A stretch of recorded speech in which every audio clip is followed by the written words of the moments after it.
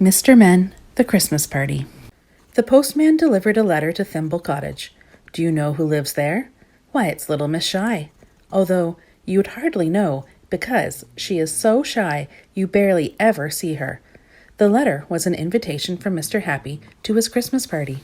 Part of little Miss Shy really wanted to go to the party, but part of her was too shy. She knew that she would walk into the party and blush, and knowing that she was going to go pink would only make her turn even pinker. Just the thought of it made her blush. Mr. Happy had a great deal to do to get ready for the party, but he had lots of help. Mr. Strong had been instructed to go and find a good-sized tree, and he did. Mr. Muddle glued the Christmas lights and plugged in the paper chain. Mr. Greedy made a cake, but it was not so much a Yule log as a Yule tree trunk. And little Miss Naughty brought the mistletoe and chased Mr. Happy all round the hall trying to kiss him. Despite all this help, everything was cooked and decorated and laid and hung the day before the party. Mr. Happy went to bed feeling, well, happy. But little Miss Shy did not go to bed. She could not sleep. What should she do about the party? She would be sad if she didn't go, but she would blush if she did. Would she go? Could she go? What a dilemma. When she looked out of the window the next morning, she could not believe her eyes. It had snowed. It had snowed a lot. More than a lot. It had snowed buckets. Little Miss Shy breathed a sigh of relief. The party would have to be canceled. Nobody would be able to get to the hall. When Mr. Happy saw the snow, he did not feel the same. He felt unhappy. Poor Mr. Happy. What a disaster.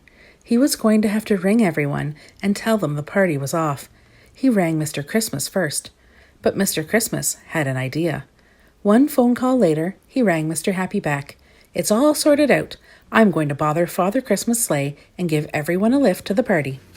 Which is just what he did. He flew here and there, collecting everyone for the party. Everyone except Mr. Tall, whose long legs made short work of the snowdrifts. The last person he collected was little Miss Shy. I can't go in, sighed little Miss Shy when they reached the hall. Please take me home. But why? Exclaimed Mr. Christmas.